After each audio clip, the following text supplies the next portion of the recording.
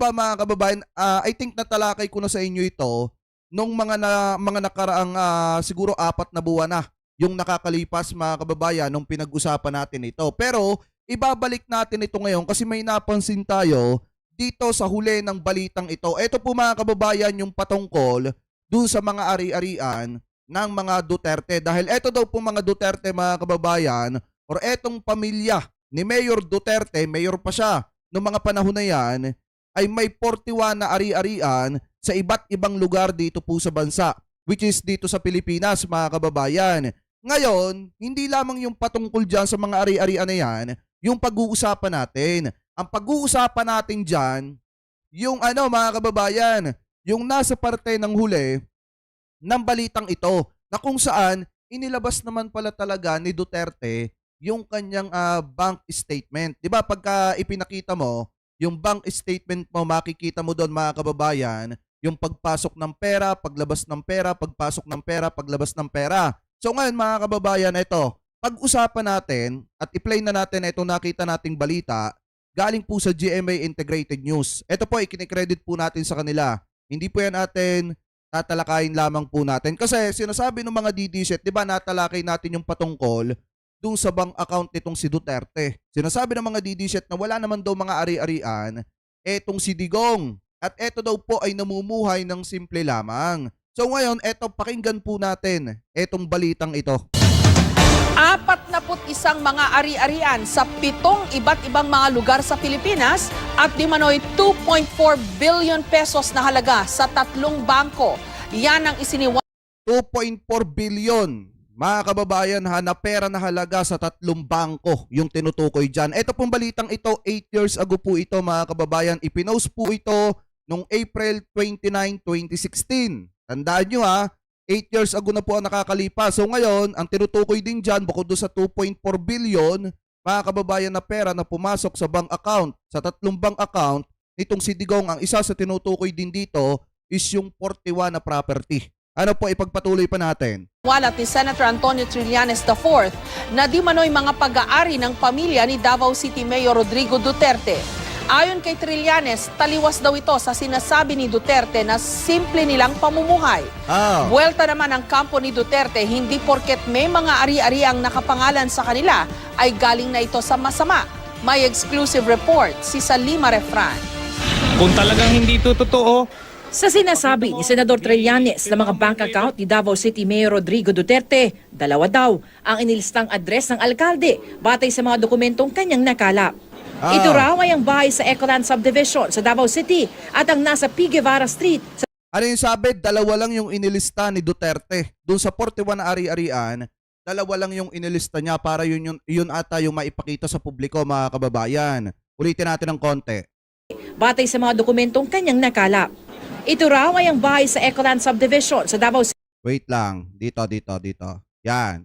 Senador Trillanes na mga bank account ni Davao City Mayor Rodrigo Duterte, 2 daw ang inilistang address ng alkalde batay sa mga dokumentong kanyang nakalap. Ito raw ay ang bahay sa Ecoland Subdivision sa Davao City at ang nasa P. Guevara Street sa San Juan. Ang townhouse ay sakop ng Barangay Maytunas. Ayon sa mga opisyal ng barangay, may 1 unit ang pamilya Duterte sa naturang townhouse. Anong tinatanong mo, ma'am? Yung bahay ni Mayor Duterte po dito sa kabila. O sariling unit niya yun dyan, ma'am. Sarili niya. Sarili. Eto, isang property to ni Digong mga kababayan at mismong inaano dito ng mga residente nung mga tao na napagtanungan ng mga reporter mga kababayan, mismong property nga ni Duterte, yung isang bahay na tinutukoy dito. So ngayon, ipagpatuloy pa natin. Sarili niyang unit. Mga gano'ng katagal na niya pagmamayari Kasi yun? dumating ako dito 3 years ago. Nandun dyan na siya. Sir, dito po ba nakatira si Mayor Duterte? Bihira lang po, ma'am. Eto pa yung isa mga kababayan yan pa yung isa. Pero dito siya nakatira? May unit po siya pero bihira lang po. Sino na po nakatira doon? Yung mga yung taga-ano po, yung mga bodyguards niya po. Sir, saan ulit yung unit niya, sir? Sa loob pa Sa siya. loob pa? Ah. Kailan po siya huling nagpunta dito? Hindi ko na maalala kasi basta bihira lang. Nakausap din namin ang kasambahay doon. 3 taon na daw siyang naninilbihan sa mga Duterte. Ayan! Tuwing kailan po siya nandito, ma'am? Hindi naman po siya palagi nandito, sa hotel lang naman. Saan po? Sa hotel po. Sa hotel po siya natutulog. Hindi po Pero dyan. pumupunta rin siya dito, di siya kumakain. Sa tax declaration of real property, nakapangalan ng unit sa isang Sebastian Zimmerman Duterte na siyang pangalan ng anak ni Duterte. Siya rin daw ang nagbabayad ng realty tax ayon sa Land Tax Office. Sa kopya ng Transfer Certificate of Title na nakuha namin sa Registry of Deeds, June 13, 2001, inilipat ang titulo kay Sebastian na nooy 14 na taong gulang lamang. Di ba bago sasabihin mga kababayan, eto ha, isipin yung mabuti. Sasabihin ng mga legal counsel nitong si Digong mga kababayan na eto daw namang mga anak nitong si Duterte ay may kakayanang bumili ng property. Pero kung titingnan yung mabuti, etong isa sa mga property mga kababayan na ipinangalan kay Sebastian Duterte, ipinangalan po sa kanya yan nung ang edad pa niya mga kababayan ay 14 anyos. Sa tingin nyo, makakabili siya mga kababayan ng property sa edad na 14 anyos? Ngayon ipagpatuloy pa natin. Kagabit ng transfer of title ang isang affidavit ni Elizabeth Zimmerman, pangalan ng ina ni Sebastian. Nakasulat dito na ang perang pinambili sa property ay galing sa ipon ng ina. Sa deed of absolute Galing daw sa ipon ng ina, pagpatuloy pa natin. sale, 2.3 million pesos ang halaga ng property noong 2001. Grabe no? Batay sa listang ibinigay ni Senator Trillanes sa GMA News, may 41 ari-arian di umano ang pamilya Duterte. 34 dito ang nasa Davao City, 2 sa Dipolog at may tig-isa sa San Juan, Cagayan de Oro, Parañaque, Quezon City at Davao del Norte. Contrary dun sa pinapalabas nila na simple silang mga tao, simple silang pamilya, ang kanilang pamumuhay ay simple. Hindi po. Marami silang ari-arian. Mahirap yan. Hindi ka basta-basta namamakyaw ng mga property. Kung yung mga ordinaryong tao, kung may isa kang property yung tahanan mo, okay na dapat yon, sapat na. Alam mo mga kababayan, eto lang yan eh. Kung ikaw ay tuwid na mayor, nung panahon na yan, kung ikaw ay maayos na tao at hindi ka gumagawa ng corruption, hindi ko naman sinasabi na si Digong mga kababayan ay gumagawa ng corruption. Pero ang sa akin lang, ang opinion ko lang, kung ikaw ay tuwid na politiko, hindi ka gumagawa ng anomalya or hindi ka nangungurakot ng pera ng taong bayan, hindi ka makakaproduce or makakapundar ng 41 na ari-arian. Eto partida, mayor pa lang siya nito. Mga kababayan, nagkaroon na agad siya, di umano, ng 41 na ari-arian. Sa isang mayor na tuwid, hindi kakayanin mga kababayan na makapagpundar ng 41 na ari-arian kung ikaw ay malinis na mayor. Pero kung ikaw ay gumagawa ng hindi maganda, nangungurakot mga kababayan, gumagawa ng pagnanakaw ng pera ng taong bayan, ng mga illegal, talagang yayaman ka ng sobra. Pero hindi ko naman sinasabi na si Digong mga kababayan nangungurakot. Ang sa atin lang, nakakapagtaka lang na talagang sobrang tinding mamakyaw ng mga property nitong si Duterte. Ano po ngayon, ipagpatuloy pa natin. Ngayon, kung may isa pa, sige. Pero yung mga 10, kailangan ipaliwanag yan. Sa datos naman ng Land Registration Authority, 4 sa mga nasabing property, kanselado na ang Transfer Certificate of Title. Ibig sabihin, iba na ang may-ari. Pero ang mga nalalabing ari-arian, tugma ang pangalang nakasaad sa listahan ni Trillanes. Si dating Davao City Mayor Sara Duterte, may 15 ari-arian. 4 ang nakapangalan sa kanya, kasama ang asawang si Attorney Manasseh Scarpio. Ano kayo ngayon? Yan ba mga kababayan? Ito yung tinutukoy ko sa inyo nung nakaraan eh. Ito yung tinutukoy ko sa inyo nung nakaraang araw na pinag-uusapan natin yung hearing do sa Quadcom. Sabi ko nga sa inyo mga kababayan, di ba nung ipinakita ni Trillanes, yung listahan ng pumapasok na pera at wini-withdraw ni na Sara Duterte, ni na Sebastian, ni na Pulong, ni na Digong mga kababayan, sabi ko nga sa inyo nakakapagtaka. Nakakapagtaka lang na bigla ang paglobo ng kanilang ari-arian. Kasi tingnan nyo mabuti ha, yung ari-arian itong si Sara Duterte, nasa 15 piraso. Mga kababayan, tingnan pa natin yung sa mga kapatid niya. Si Vice Mayor Paulo naman, may 10 ari-arian. 2 dito nakapangalan sa asawang si Lovely Sangcola. Si Pulong mga kababayan may 10 ari-arian. Kay Sara 15, kay Pulong 10. Pagpatuloy pa natin. Duterte at 2 naman sa isa pang asawa na si January, Muslim convert ang Vice Mayor. Si Sebastian naman may 8 ari-arian din. Si Veronica Abad kay Sebastian Duterte mga kababayan, 8 yung kanyang property. Kay Sara 15, kay Pulong 10, kay Sebastian 8, at dito sa isang anak na si Kitty Duterte, mga kababayan. Sena Duterte naman, na anak ni Duterte kay Hanilet, nakapangalan ang 2 pang ari-arian. May property din na hindi malinaw kung ano ang kaugnayan sa mga Duterte. Ang property sa Dipolog, nakapangalan sa mag-asawang Sebastian Descallar at Jesusima Duterte sa Dipolog. Kaya nga mga kababayan, yung mga drama ni Digong, di ba sinasabi wala daw pamasahe, wala daw pera, mga kababayan. Kung walang pamasahe at walang pera, bakit sobrang dami ng ari-arian? Dito na nga lang magtataka kayo eh. Kaya nga yung sinasabi ni Digong, mga kababayan, na walang pera, yung sinasabi nilang wala silang pamasahe, isang malaking kalokohan at drama yan sa publiko. Kasi mga kababayan, talagang kahit sino magtataka at hindi maniniwala sa mga sinasabi nitong si Duterte, lalo na at naaalaman ng taong bayan na ganito kadami yung kanilang mga ari-arian. Sabi ko nga po sa inyo, mga kababayan, hindi yan kayang bilhin basta-basta ng isang tao.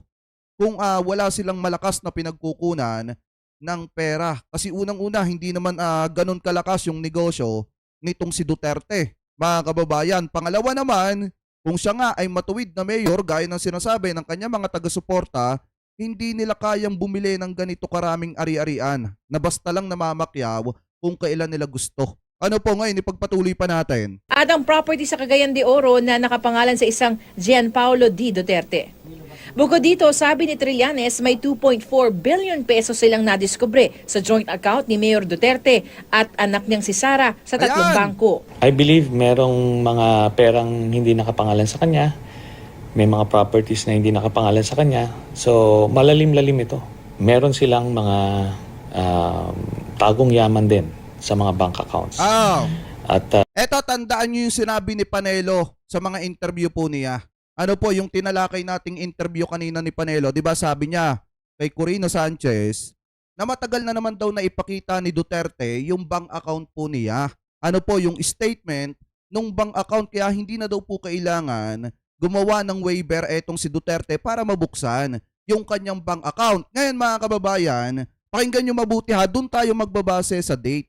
Kasi ang sinasabi ni Trillanes, na-discover niya mga kababayan yung limpak-limpak na perang pumapasok sa bank account nitong si Duterte at saka nitong si Sara Duterte, mga kababayan, noong 2014. Ngayon, tingnan natin kung anong date yung inilabas mga kababayan ni Digong na bank statement mga kababayan sa publiko. Eto, pakinggan natin. malaki-laki. Kung susumahin siguro 100 milyon. Sagot ang tagapagsalita ng PDP laban na partido ni Duterte, pagmamayari ng mga anak ni Duterte ang marami sa mga property at hindi naman talaga sa alkalde. May Pag-aari daw ng mga anak ni Duterte, mga kababayan, yung marami sa property. Sa tingin nyo, makakabili kay agad si Pulong, mga kababayan, ng ganong kadaming property? Sa tingin nyo, si Sara Duterte, kung siya ay lawyer, abogado, kaya niya kayang bumili, mga kababayan, ng ganon agad karami na property kung aasa lamang po siya sa kita niya bilang abogado? Kasi ang pagkakaalam ko mga kababayan, ang attorney, ang kinikita niya nakadepende sa dami ng kliyente niya. Ano po, at sa tindi ng mga kaso na hinahawakan. Pakitama na lamang po ako mga kababayan kung ako po ay mali. Kaya mga kababayan, tatanungin ko, naniniwala ba kayo na kung aasa si Sara Duterte sa pagiging abogada po niya, kikitain niya makakakuha kaya siya mga kababayan ng sapat na pera para makabili ng 15 na property?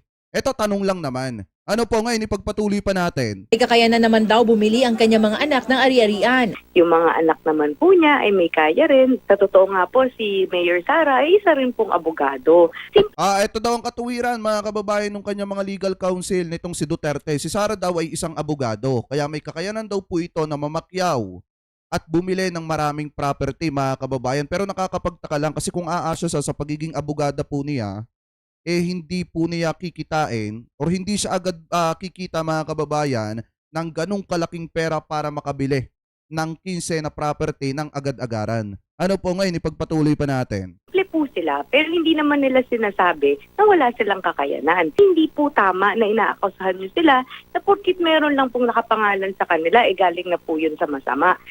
Hamon ng partido kay Trillanes maglabas ng affidavit para ipakita kung saan at kailan niya nakuha mga impormasyon, pati na kung bakit niya ito inilabas.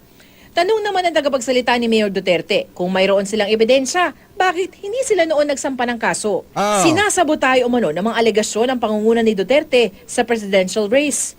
Ipinagtanggol din ni Senator Alan Peter Cayetano ang kanyang running mate sa mga kumekwestiyon sa pinirmahan nilang waiver. Yung sinasabi nilang it's not specific, matuto naman silang mag-English kasi nakalagay doon all accounts, nakalagay doon all denominations, foreign and local. I believe 100% unang-una that Mayor signed our waiver in good faith noong March 11.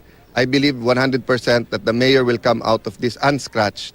Ngayong hapon, Eto, pakinggan nyo tong mabuti mga kababayan ha. Pakinggan nyo mabuti to. Pakita si Mayor Duterte ng bank statement sa kanyang account sa BPI Julia Vargas branch.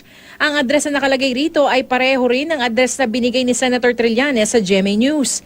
Nagkasaad dito na 17,000 piso ang laman ng bank account mula December 17,000 mga kababayan. 31, 2015 hanggang March 31, 2016.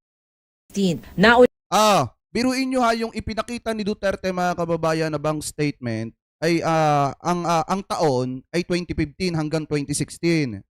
Kaso nga lang ang problema, ang hinihingi kasi ni former Senator Trillanes at ang sinasabi niya mga kababayan, ipakita pa mula nung 2014, 2013, 2014, 2015 hanggang 2016 hanggang sa naging presidente siya. Kung talagang wala silang itinatago, bakit ang ipinakita lang nila dati sa publiko taong 2015 hanggang 2016? Nasaan yung 2014 na tinutukoy ni former Senator Trillanes na mismong yun yung taon kung saan pumapasok yung limpak-limpak na pera sa bank account nitong si Digong? Kasi kung titingnan nyo mga kababayan, ulitin natin ng konti. Ayan no? Sa kanyang account sa BPI Julia Vargas branch. Ang address na nakalagay rito ay pareho rin ng address na binigay ni Senator Trillanes sa GMA News. Nagkasaad dito na 17,000 piso ang laman ng bank account mula December 31, 2015 hanggang December 31, 2015 hanggang March 31, 2016. March 31, 2016 mga kababayan. Yan yung taon at petsa na ibinigay nitong si Duterte sa kanyang bank statement. Ngayon, ang tanong kasi dito, ang tinutukoy kasi ni former Senator Trillanes 2014. Kasi nung 2014, doon pumapasok yung limpak-limpak na pera. Kung wala talaga silang itinatago, dapat inilabas ni Duterte yung kanyang bank statement pamula noong 2013, 2014, 2015 hanggang 2016. Mga kababayan, kung wala talagang itinatago. Kaso ang problema, 2015 at 2016 lang yung ipinakita niya. At yan po yung tinutukoy siguro, mga kababayan, ni Panelo sa interview. Sa interview niya kahapon kay Corina Sanchez na matagal na naman daw po yung nailabas ni Duterte. Kaso nga lang ang problema, inilabas nga nila. Tunay naman. Ipinakita nila sa publiko na 17,000 ang laman ng bank account nitong si Duterte. Pero yung taon kasi mga kababayan, dun lang kasi nagkakatalo. Kasi yung tinutukoy ni Trillanes, taong 2014 daw. Dun daw talaga pumapasok mga kababayan yung limpak-limpak na pera. Ang ipinakita nila dito 2015 at 2016. So ibig sabihin, talagang may itinatago sila kaya ayaw nilang ipakita yung mismong bank statement nitong si Digong pamula 2013 hanggang 2016. Mga kababayan, bago siya naging presidente. Kasi kung wala namang itinatago yan, ilalabas niya lahat pero bakit mga kababayan, nung mismong ipinipresenta na paunti-unti ni former Senator Trillanes dun sa Quadcom, yung mga ebidensyang hawak niya, kita nyo napikon si Duterte. Kasi nga mga kababayan, alam ni Duterte sa kanyang sarili na may itinatago talaga sila. Anyway, pagpatuloy pa natin. Naunang sinabi ni Trillanes na may mahigit 200 milyong pisong account noong 2014. Ayan! Di ba napakaliwanag? Sinabi mismo ni Trillanes yung taon, 2014 mga kababayan, ang ipinakita ni Digong sa publiko sa ating lahat 8 years ago. 8 taon na nakakalipas, ang date 2015 hanggang 2016. Ibig sabihin, hindi nila ipinakita mismo yung hinihingi ni Trillanes na taon. Anyway, mga kababayan, kayo comment below na lamang po kayo kung ano po masasabi nyo. Hingil po dyan sa balitang yan na bukod sa sobrang dami ng kanilang ari-arian ni Sara na sa 15, kay Pulong 10, kay Sebastian 8, at dun kay Kitty Duterte mga kababayan 2.